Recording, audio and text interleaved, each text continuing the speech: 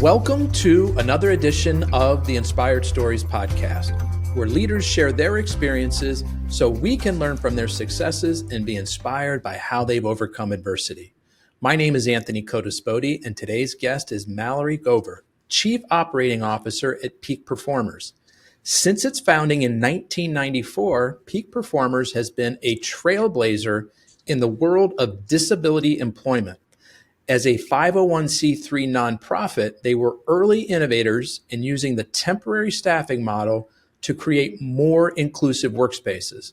Today, they specialize in temporary staffing, direct hire, and executive search services nationwide, all with a mission to raise the bar for employment opportunities for individuals with disabilities.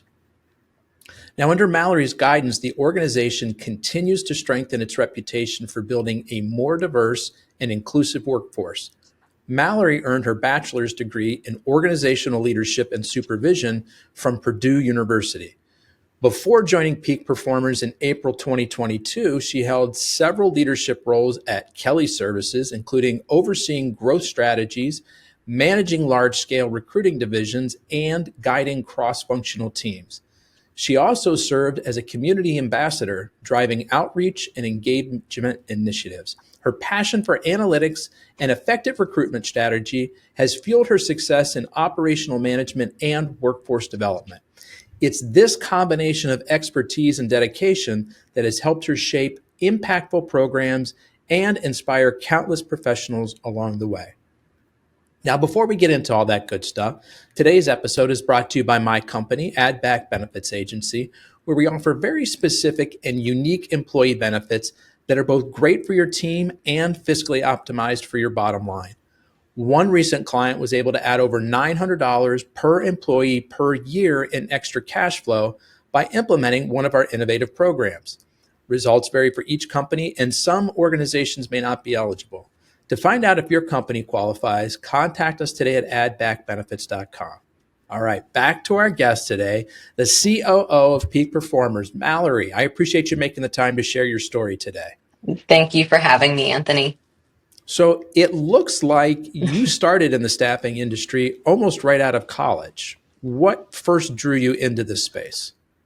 Yes, I did. And I will actually start off by saying, probably very similar to a lot of us who just fell into it.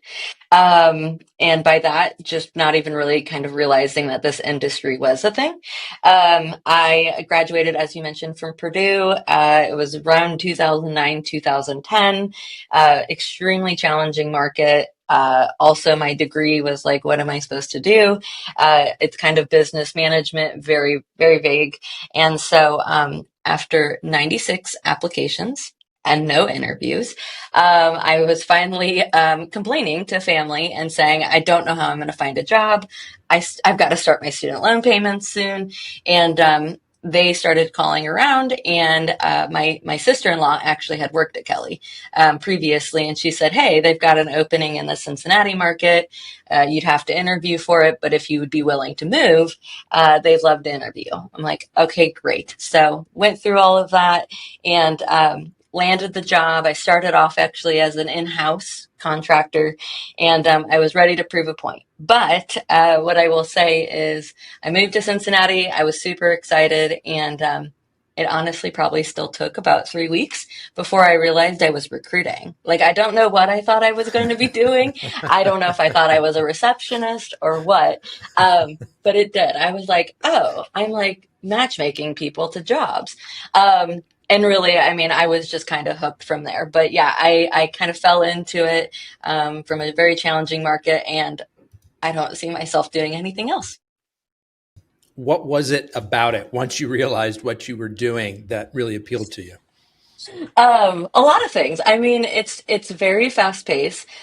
People often laugh at me. I literally like park my car and run into the grocery store. I'm a very like high energy person. I like the fast pace. I like the variation day to day. You get to talk to so many different people. You hear so many different stories. I also loved the challenge, like, oh, give me that job. I don't know how we're going to find it, right? The typical purple squirrel So it was really captivating, and I am very competitive, and so I had a great team that I worked alongside. I was also very young, I don't know, and I was like, I got to get hired on full time, so I was just like ready to make a difference, and just fell in love with what I was doing. It sounds like you were probably pretty hungry at that point because you had spent so much time looking for work. There was probably like a big sense of gratitude, like, oh, finally I found something. Like I got to make the best of Yeah. this, right? Yeah, I'm Oh just going yeah. to throw Yeah. myself into it.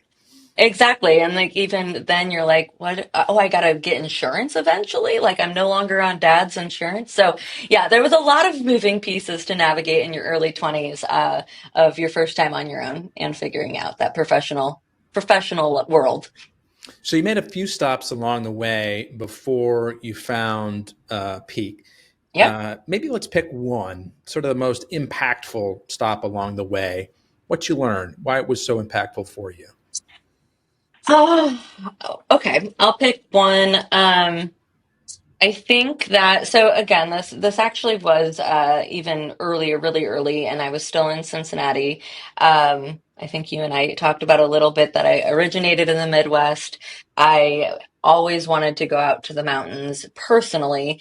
I just fell in love with it as a kid, and so as I'm navigating this professional experience and learning what I like to do, and also knowing that I still hated the Midwest weather. I ultimately was just like, this is not where my life is going to end up. I don't know why I'm still here. However, while I was at Kelly, that first year, again, I was determined to get hired on. We also had some significant turnover relatively quickly, where the branch manager just suddenly was like, I'm leaving. I'm leaving, and I'm leaving in a week. And so, as I'm super eager and hungry, as you mentioned, well, these are kind of combined, but I was set out to convince them that I was ready to be a branch manager. I'm like, I'm 24. I've got this degree from Purdue. I can do it. And they're like, you're crazy. Like, you're crazy. You just started. I'm like, just give me the interview. I will prove you wrong. And I had a lot of really wonderful leaderships. My regional manager, the VP of the region, some of them sat up in Columbus, some in Chicago, and so they gave me a shot to interview. I went through 6 different interviews, Wow. extremely incredibly intimidating. And what we kind of landed on is like, your degree matters, but not really. But what I sold them on was the consistency factor. I said, you know, this branch had a lot of turnover in the last 5 years, which we constantly were turning business. We were losing business with the people. And I said, I developed relationships with these people. If you get another branch manager in here, you're going to lose them. And so they're like, oh, she has a kind of a point. So just to clarify, Mallory, the turnover that you were getting was not with the employees or the contract workers. It was with the clients. It was Clients with were the not clients. happy. They were moving on. You Yeah. came in, you had some good relationships with folks. They were sticking around. It's like, hey, you don't give this role to me. Like, I don't know what's going to They happen. might go. They might go. Right. Yeah, because they're going to have to, you know, create this relationship. And at the time, the branch manager was really required to do both, kind of recruit as full desk, right? Full desk recruiting, sales, etc. So I'm like, I would be essentially at this point passing the relationship off again, but yet still being here. So yeah, we would potentially lose clients, and that's what I had them sold on, is that if I got the position, we would keep them. We did, but they gave me that opportunity, At and it was 24, you incredible. ended up getting the branch manager. You'd been out of Yes, school for how many years? a year and a A half, year or 2? 2 years. Yeah, yeah, yes, yeah, I like it. It's bold and audacious. And so what did you obviously you learned a lot going through that interview experience and tip of the yes. hat to you for, convincing them that somebody so young and green but highly energetic and motivated, was ready to take on this challenge. So what was it like once you actually stepped into that role? Oh, a lot of work, a lot of things that, you know, it's kind of funny. It's like we think we know it all. We're like, oh, I know what everything that branch manager's doing, and they are horrible at it, or what are they doing behind that closed door, right? So it was pretty eye-opening, the level of responsibility. It was a lot of long hours just to teach myself and work with the other leaders to really understand the scope of the job. And it's a lot more, it's a lot easier said than done, right? But it put me in a very uncomfortable spot. It required me to figure it out. It also taught me a lot about what then I wanted to do to build my team, right? Like what was my experience, because I was just in it with the branch manager. It it was incredibly challenging, but extremely rewarding. And again, I was super determined, so I didn't really mind, and young, so I was like, I don't mind the grind. Um, and I also was able to learn so much because I had a seat at a different table of like, oh, these are the conversations that happen behind those doors, you know. So it was incredible, though. So, who were you able to learn from? I mean, I hear you say that you were teaching yourself a lot, Hmm. but did you have someone, a mentor, somebody you could go to and say, like, "Hey, I don't know how this works. Like, give me a hand here." Yeah.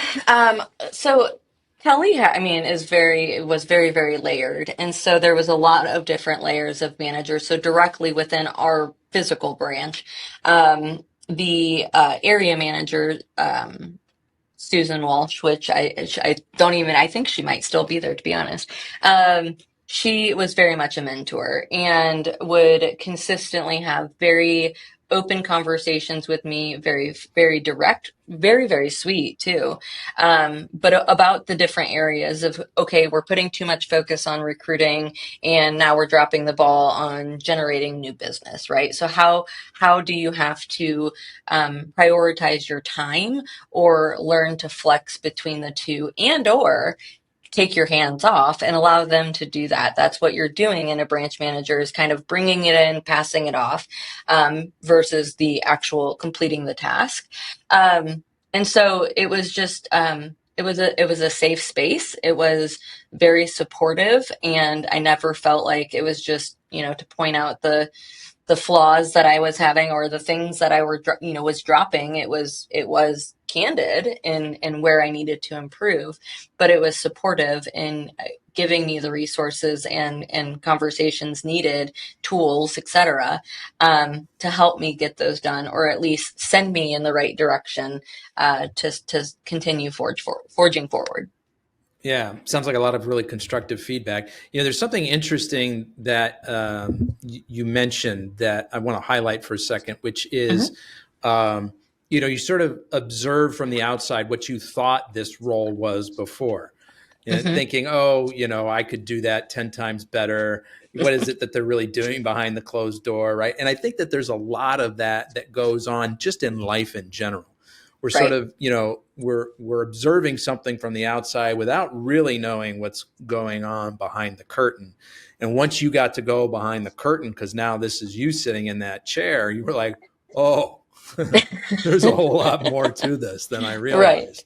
I think it's a Right. good reminder just for people in general. Like, we tend to compare our inner experiences to other people's outer experiences, and like, oh, yeah, I want that job because they drive a nicer car, they're in a better apartment or a house or whatever. And Exactly. you don't know sort of the daily grind that they go through. So you got to go through that, in a pretty big way, and pretty early on in your career. Yeah. Yeah.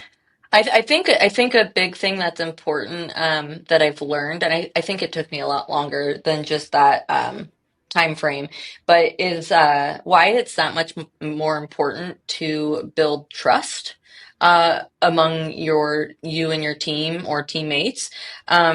Because if they trust you, they know like you've got them, right? They know if your door's closed or whatever it is, right? Whatever you are working on is in the best interest of the organization or in the support of that team.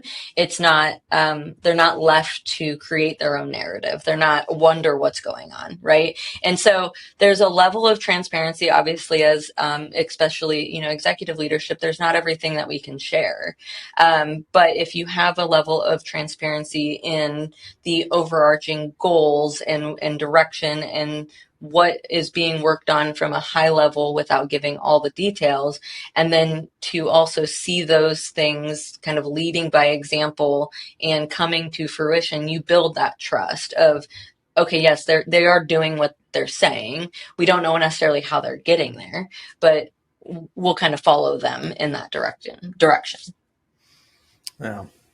I want to switch now to what you're Sure. doing today. Peak Performers. You've been there a Mm-hmm. little over 3 years. Worked your way up pretty quickly. Director of market strategy and analytics, then chief of staff. Now you've been in the COO role for almost 2 years. How did that door first open? How did the opportunity to join Peak Performers first come about? Yeah, absolutely. Um, my last position at Kelly, was um, more formally, I guess, known as the community ambassador, had a very big flair or dynamic to that role as a growth strategist, and really doing a lot of market research, data analysis, and just pulling in information to supply the teams to help with different, whether it was QBRs, ABRs, your different business reviews, or going into a pricing conversation to request for additional or raises or increases on your pay rates, whatever that may be, right? Really supplying them or equipping them with that information. And it was a very big job because at the time I was over our mountain market and our Pacific market. So basically anything like west of Kansas, um, north and south, all the way west. Was my territory. So it was a big job. It was very fulfilling, and I know we'll probably get into a little bit more about data feeding, more sound business decisions.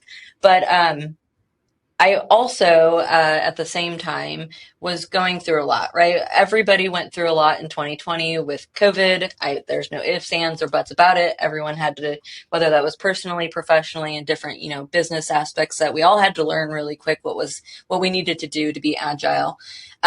However, I also, right after COVID, my mom got really sick, and I was working remotely with Kelly, so I was able to go back and be a caretaker for her and continue to work.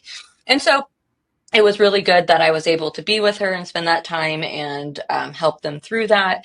It was good that I still had a distraction and something I enjoyed to do.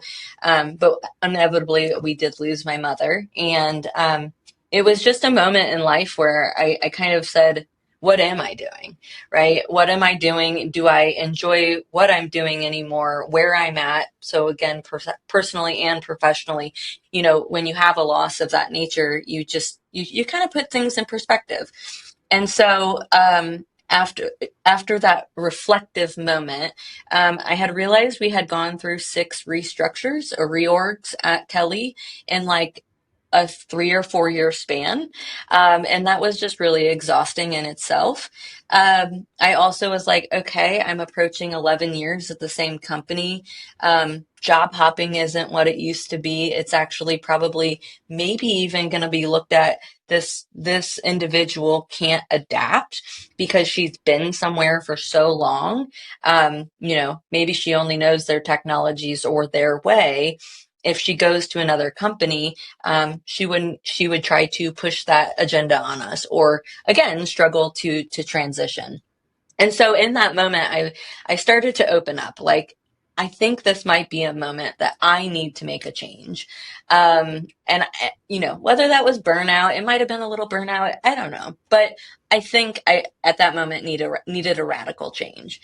So, ironically, an old colleague who was in the same type of role as I was at Kelly, she had left on her own doing and started her own staffing company.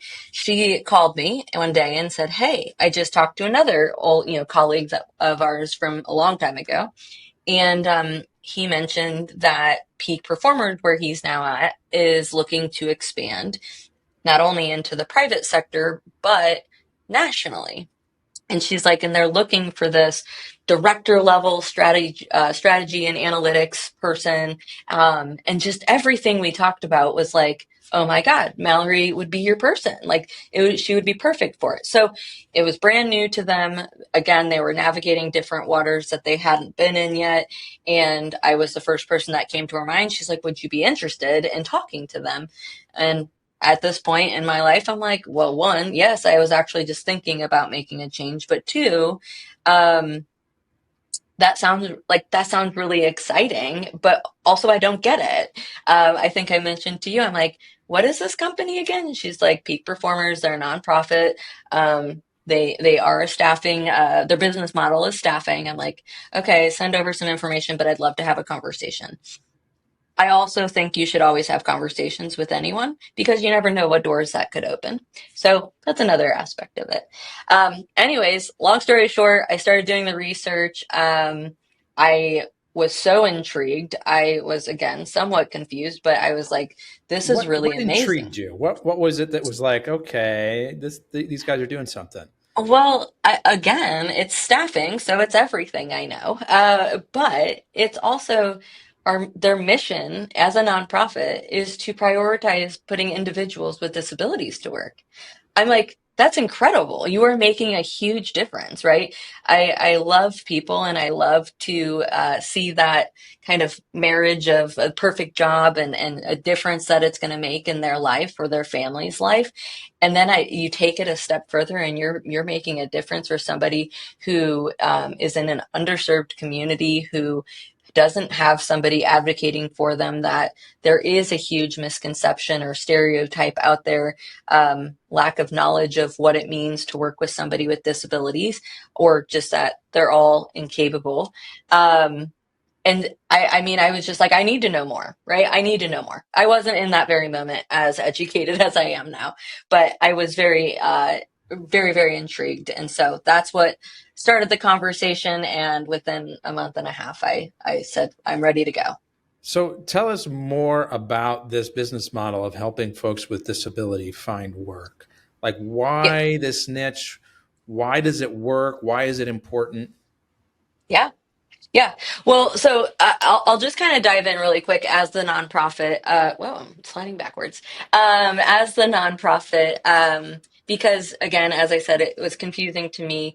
However, as a nonprofit, as long as we are driven by the mission, which is to prioritize those individuals with disabilities, then we have that status. And it's also, again, to, a driven societal need is what this is fulfilling, and it's addressing that societal need straight on.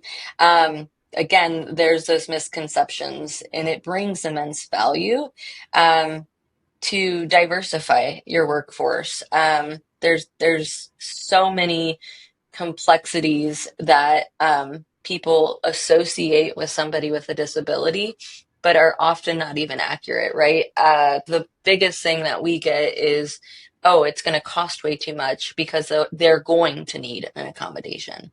Mm. Um, they don't always need an accommodation. You have no idea. You're just putting them all in one box that they all have the same disability, which would require an accommodation. In fact, 10% of our workforce, only 10% of our workforce has asked for one. And of Which those, means some of them, 90% does not. 90% does not. And of those 10%, there's little to no cost, or some have no cost, right? It's like I need a dimmable switch in my office, or I would need to sit closer to the restroom. Okay, like easy. That's not going to cost you I anything. don't know, put out a ramp in, or I don't know what the other accommodations could be, but yeah. And there's a plethora of things, right? But the thing is you can't stereotype and put them all in one Mm. box. You can't say all of them would require an accommodation because you have no idea. So again, that's kind of where it goes back to that we're putting this lens and saying hiring somebody with disability, it is going to cost too much, is going to come with legal ramifications, you name it. But it's also dismissing that it's creating that inclusive workspace. It's providing more engagement and empathy. Another aspect is retention and decrease in turnover. they're very loyal. They need a job. They want a job. They quite frankly want to Oh, work. that's interesting. I mean, because especially with temporary and contract workers, I mean, notoriously very high turnover rates. What I'm hearing you say is you've got an underserved population here, incredibly grateful to have found gainful Grateful. employment, and they're like, "We're here, we're on board, we're with you," and they stick around longer. Absolutely. Absolutely. And another aspect, and I understand how an employer could add a cost to this, but generally you already have this immersed into your business plan. But you heard me mention as a 24-year-old, I needed insurance. Don't you think an individual with disability probably would need insurance too? But they have to be gainfully employed in order to get that insurance without having a huge cost attached to it. So again, they're going to be showing up to work every day. They're going to be incredibly thankful and grateful for that job so that they have those benefits that are needed to address things that for their health. That makes a lot of sense. Um, you know, it, I always find it interesting and helpful if we can talk about like individual case studies, like a particular example of somebody that you were able to help. Not mentioning any names, but here was somebody, here was their situation. Here's how we helped them find a job, and it made the employer better. It was good for the employee. Can you have any stories sort of off the top of your head you can share? I do, and I'll actually, if you want, at a later time, we can go through a new series or initiative that we have that we've just recently launched, which is called Talent Without Limits. It's like a video film series in which we're highlighting some of our talent that is actively working at this time. So I won't use his name. However, we do have it posted, so we could always refer to it at a later time. But we recently, met with an individual. He was a former radio station manager who had an extreme passion for comedy. He was well on his path to be a stand-up comedian. He was stepping on stage. He had just a wonderful and exciting path in front of him. He soon after his career at that point was taking off, he was diagnosed with peripheral artery disease. Yes, that's a mouthful, and that's something also that a lot of people probably have no idea what it is. However, what happened is that it led to some complications in his legs, which ended up exposing nerves and flesh, which required a super innovative treatment using cod fish skin grafts. So the codfish skin grafts aided his recovery. His journey, though, was not even just about healing physically. It also, though, completely destroyed his confidence, his purpose. He really struggled to get back into stand-up comedy because this was again happening in his legs. But he also just it completely derailed him for years, and so many different doctors and things that they didn't even know that they were going to be able to help or find a solution. And so he also had he was receiving disability payments. And so then he had this juggle of, well, if I get a job, I'm going to lose that. And it took him a long time to get the disability insurance. And so he juggled at that point. Then do I go back to work? Is my and it will help him mentally, it'll help him physically. He also could exceed what he was receiving on those benefits, but it took him forever to get them. And if he lost them and potentially got like a contract gig and he lost that, now he's left with nothing again. So it's a pivotal moment for him to say, but it's important that I get back out there, right? So next, insert peak.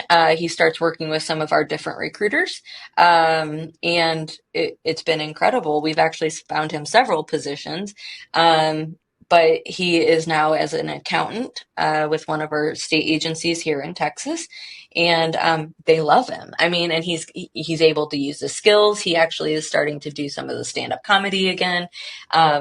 he has friends. I mean, he has coworkers that have become friends. Um, and he's incredibly resilient and a true testament, excuse me, that disability didn't define him. And really, in all actuality, he's got the talent, he's got the ability. He just lost his way because of his confidence, because of his disability, taking him out of that for a few years. So we've helped kind of get him back on that journey. What a great story. And yeah, the additional benefit, besides finding him work, besides, helping an employer who needed a position filled, Hmm. is now he's back in society. Hmm. He's making friends. He's, out of his house. He's like, he's redeveloping a life again. And I Absolutely. think it's hard to, put kind of a number or a price tag on the value of that. Exactly. Yeah, I would agree. I could agree wholeheartedly. So. So, Mallory, talk to me about how you at Peak there you leverage data analytics and recruitment. How does that come into play? Yeah, absolutely.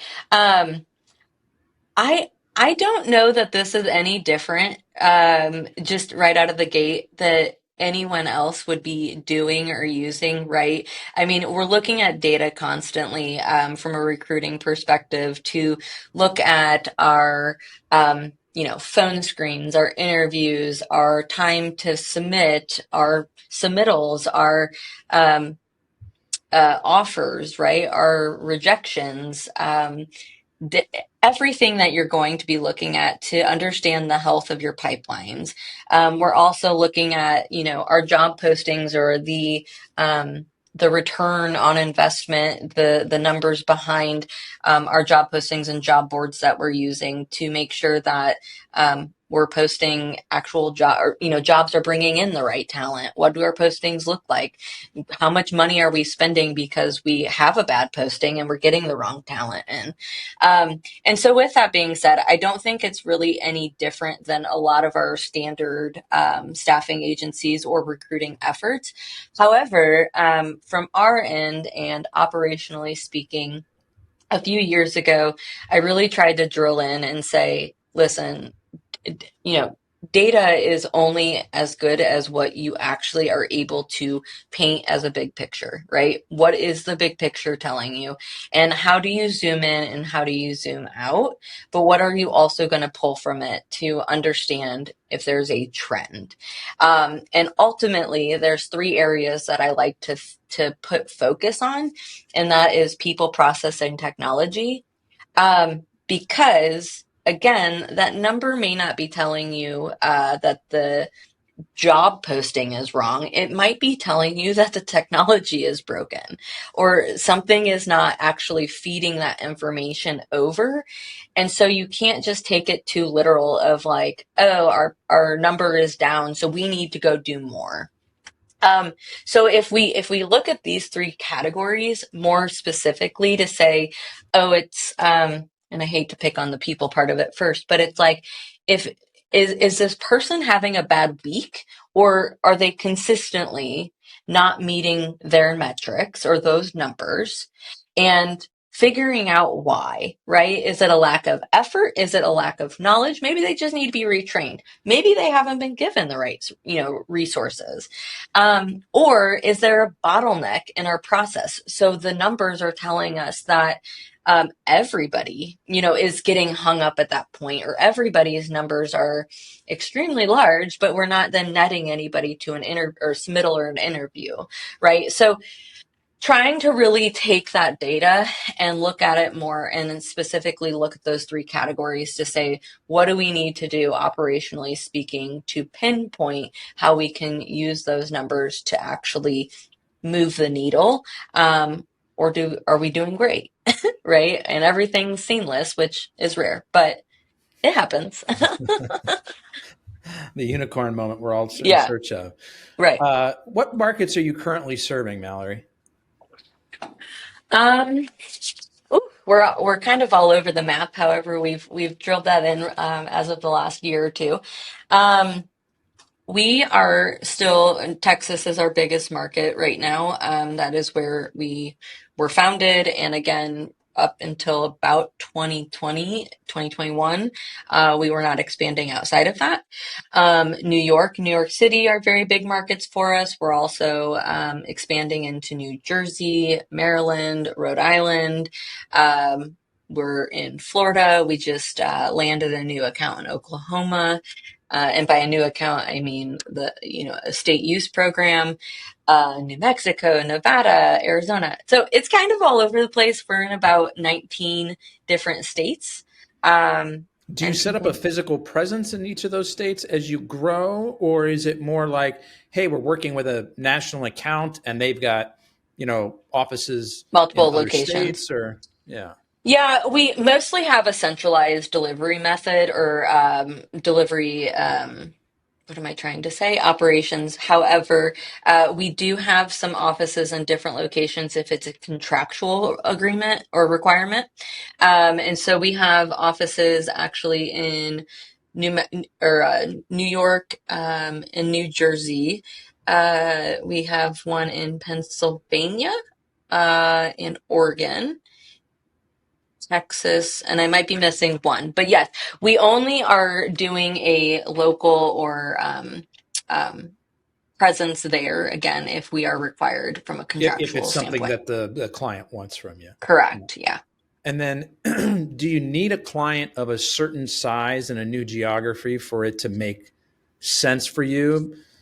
Because I'm also trying to wrap my head around, like, how are you finding the employees with disabilities that are looking for work in those localities too? Yeah, absolutely. So yes and no. We have some states that we will not service. Your Californias and Illinois. We're just kind of like we're not we're not we're not at a size that we could support it, and it's just very hairy from a compliance perspective. So we're just not even going to go there. We're going to be more strategic in our efforts and energy. But with that being said, we generally are looking at either state use programs, which is the entire, state agencies within that particular state, and or Say public. more about that. I don't know what that means. The state use. So, yeah, state use programs. So, there are actually different CRPs, so certified rehabilitation programs, that the different government agencies would have to go through to find contingent employees before they could go outside of that program. So, I don't quote me on this, but I think there are 27 states that have these programs, and there are 20 states that are a must use. So those state agencies must go through that contingent program, which is again, then they're trying to actually say, yes, we want to promote that you would hire somebody with a disability prior to then going outside of that program, right? They're trying And to, so this is helping folks find jobs within state government themselves, the yep, agencies within the state. Okay. Okay. yep. And so that's kind of where we were founded and originated. And again, Texas is a must use. And so that's our New Mexico, Nevada, actually Oklahoma. Again, some of these it gets a little muddy because not all of them are these must use programs, but it's within the public sector. And then our private sector, in the last year and a half, we realigned our sales strategy and are only focusing on managed service programs.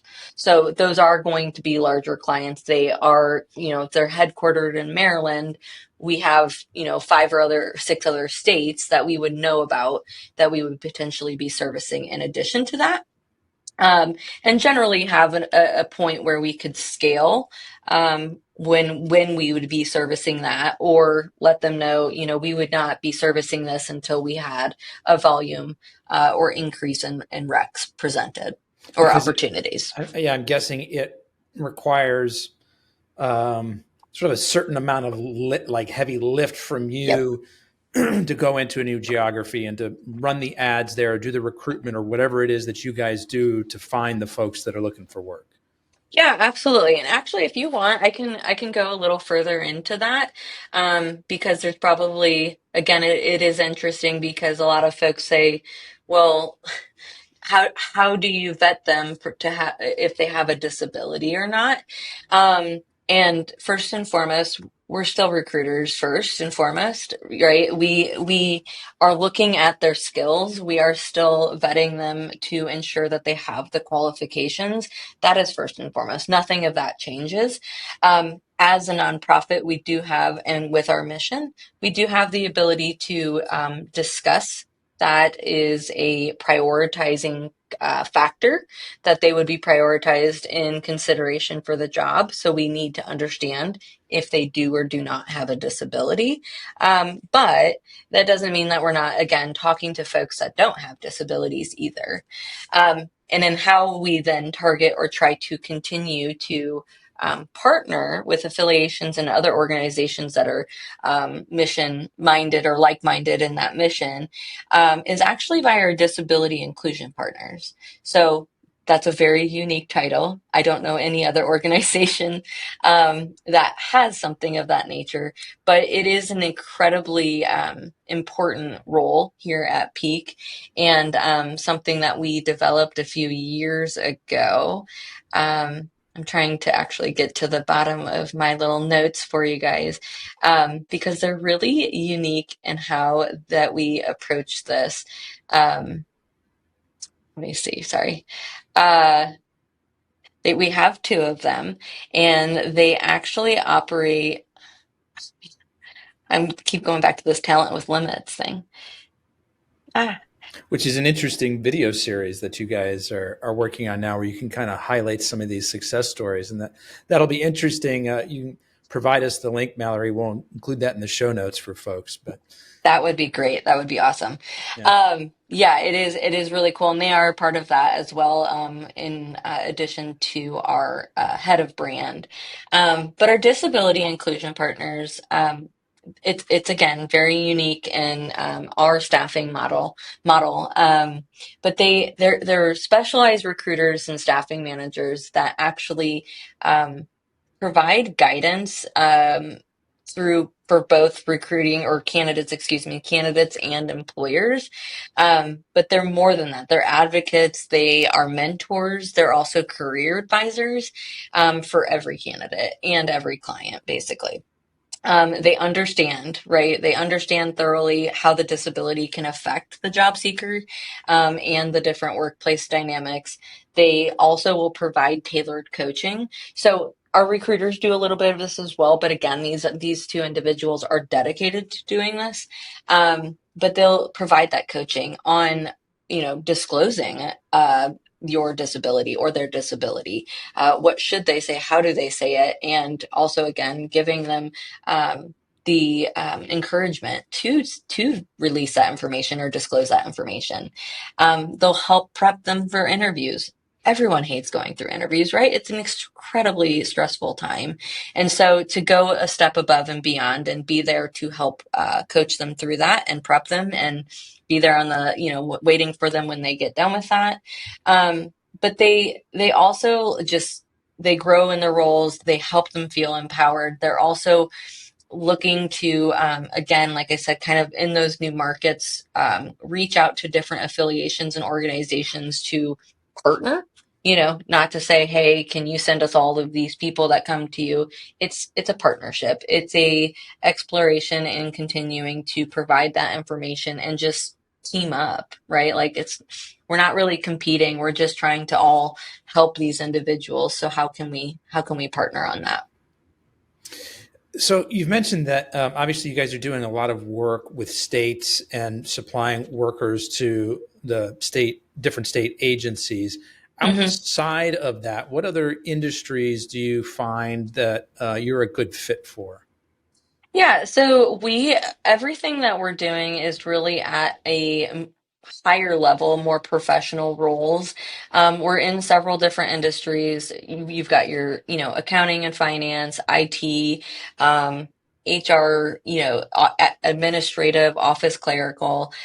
We do have some engineering. We also some legal. As far as what we do, we also, I mean, we do your, standard. contract to hire, direct hire. We also have an executive search. We've done several executive searches, actually, C-level roles. And those are completely different, right? Of a recruiting requirement or search, or it completely can derail a recruiter for what that executive level needs. So we have three different, I guess we put them down into three. It's our staffing model, our peak direct, which is more of your executive search level, and then peak launch, which is something that is new for us as far as a product, which is going to be more of a skills-based, hiring, delivering job ready candidates. And that's a little newer of an initiative for us, but to keep us fresh. Say more about some of these newer initiatives or where you Yeah. see like future growth coming from. Um, Well, the world is ever changing, right? I mean, we've been doing the contract and contract to hire for a long time. We didn't have a ton of direct hire until about 2.5 years ago, and I'm like, the pendulum's going to swing, right? So what are we going to have to do when direct hire is no longer so hot? And it's staying in front of that as much as possible. But ultimately, we know what our expertise is, and that is, again, identifying these candidates for these particular industries, um, ensuring that we're continuing to build a pipeline that are ready to go. You also combat people that want to be fully remote, and so we continue to make sure that we're building those pipelines of saying, don't call this person. They may look like perfect fit on paper, but they only want remote. So unless you have a remote opportunity, like, don't move forward, right? Don't pass go. Um, and that is the way of the world still, that a lot of people are still wanting fully remote, and they're doing a lot of back to office. So it's a shift that we just have to stay in front of, but we just have to be agile internally with our processes and make sure that we're buttoning up our communication. What is the process of keeping this information organized in our applicant tracking system? Again, making sure our processes are dialed in and everybody is operating seamlessly or consistently. We did not have workflows like 3 years ago. That was my big push in 2022, to get everything documented, right? Sometimes it seems super basic, but we often forget about those basics. So it's making sure that we're consistently talking about them. Well, Mallory, what core beliefs have guided your decisions and shaped your leadership style?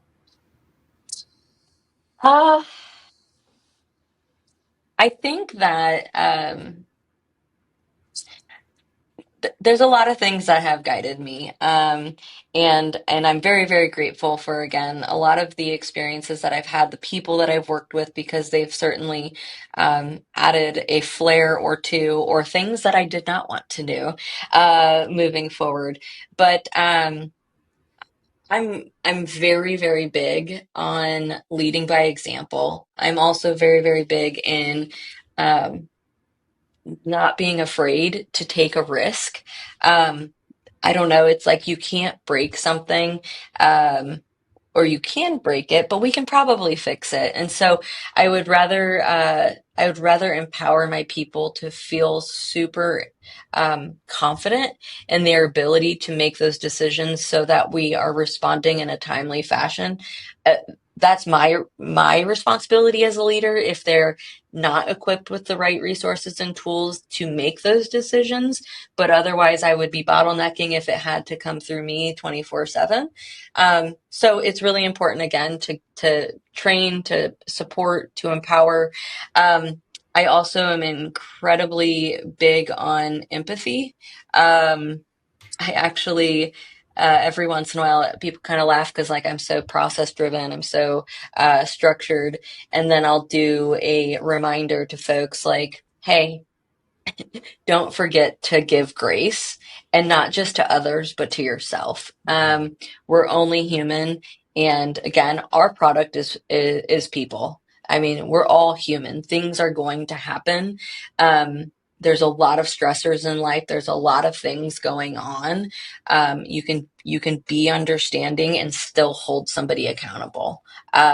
You can still have those expectations, but you need to have a lending ear. You need to understand, especially again, in our particular case, we're working with people with disabilities. We're asking them to have these very, very vulnerable conversations. If you are not empathetic in what you're doing, we might as well not be doing it. Like, we might as well not. And so a lot of folks, I think, over the years that I've encountered are kind of like, to me, the empathy doesn't go with these other things. And to me, I'm like, it wouldn't be going if I didn't have it. And if I didn't encourage my team or those I work with to also be empathetic. And again, a lot of times too, to ourselves, because we're our own worst critics and we'll beat ourselves up. But you allow room to make mistakes, to learn from that, to grow from that, to be resilient. And if you do that for yourself, you'll extend that to your team, and your team will extend that beyond them. I like a couple of things that sort of came out of what you just said there, Mallory. We're talking about this idea of empathy. It doesn't really on the surface seem to align with somebody who's so process driven and let's get stuff done today. But I love that you point out that these things can and should coexist. You can be very process driven and understand that the people behind the processes are people. Are still And people, yeah. right. And the other thing I really loved about what you said is not only extending that empathy and that grace to other people, but to yourself, right? Like most of us, we are our own worst critics almost all of the Mm-hmm. time. There's that voice inside of our head that is, constantly berating us. And, if that voice in our head spoke outwardly to our friends would no longer be our friends. If we talk to Correct. our friends the same way that sometimes we talk to ourselves, hey, I don't want any part of that. So Yep. I love this idea of empathy and grace, not only for others, but for, internally for ourselves too. Absolutely. Yeah. Yeah. Okay, let's shift gears a little bit. I'd like to hear, Mallory, about a serious challenge that you've overcome in your life, personal or professional. What was it? How'd you get through it? What did you learn? Um, well, I mean, this is actually probably very fitting um, for personally and professionally, just in this conversation. But while I was in college, it was probably my sophomore year. Um, I started to experience, I didn't know at the time, but panic attacks. And I mean, incredibly stressed out. I was really struggling with some of the classes I was having that semester because I felt a lot of anxiety taking they were the only grade you got was through test, and test freaked me out. I would immediately blank as soon as I went in there, no matter how much I studied or didn't.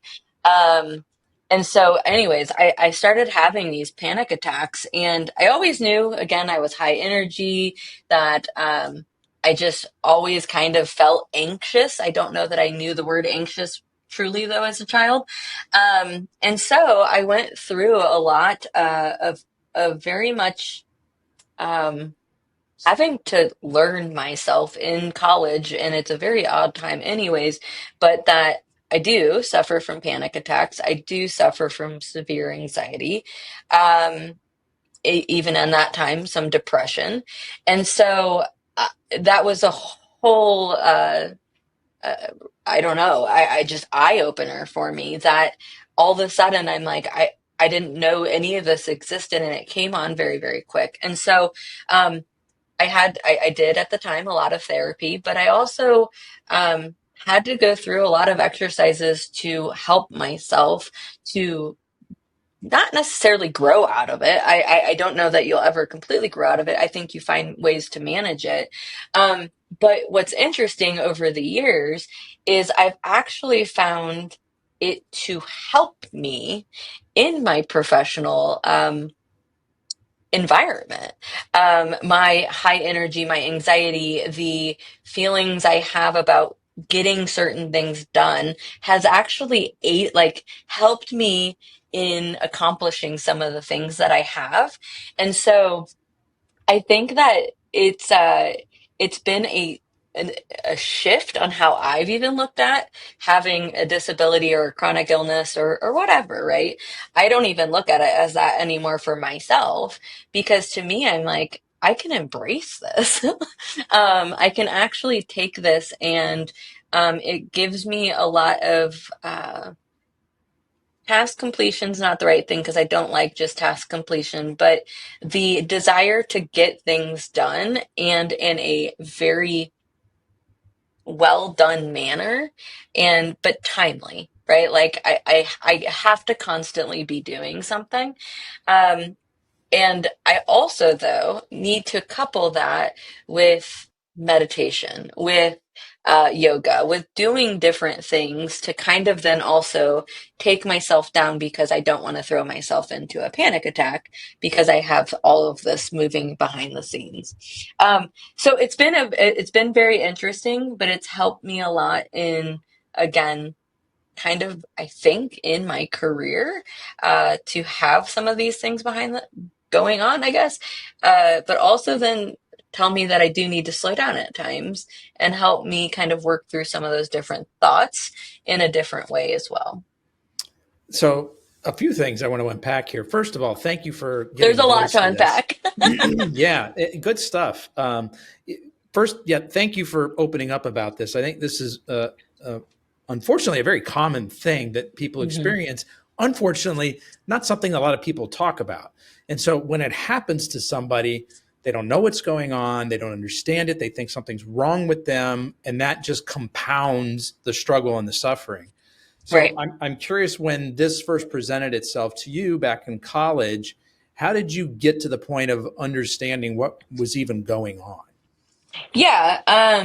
No, and you're spot on. I think then I was very scared. I was very uncertain what was happening. I didn't know how to unpack it, right? So a lot of that in the time, and like you said, a lot of people don't want to talk about it. So at that time, I think I did a lot probably behind closed doors with my family, not really understanding what to do. Obviously, I think in those moments it was more like, okay, go to the bathroom and breathe into a bag. I'm like, I don't just carry a paper bag with me everywhere, you know?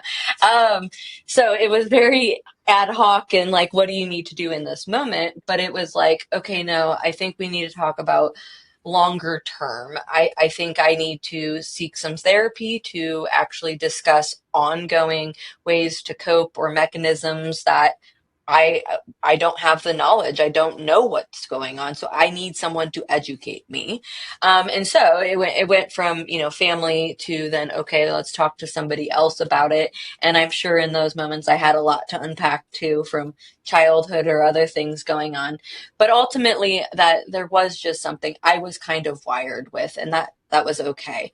But I also think that's why, and I might be jumping ahead a little bit, but I think that's also why it was kind of something that made me a little bit more empathetic and give myself grace was this doesn't make me a bad person, right? It's not something I did wrong per se. It's just something I have to deal with and I can either embrace it and you don't even have to embrace it, but I can deal with it and know how to, or I could be mad about it and shut down and all these other things. And so I tend to try to find silver linings or the positive in things. And so I chose that different road. But I certainly, to answer your question, I had to get education. I had to have somebody help me walk through it, and kind of give me that, push in the other direction because I wouldn't have probably been able to get to where I did on my own. And what's really interesting here is how you were kind of able to turn this on its head.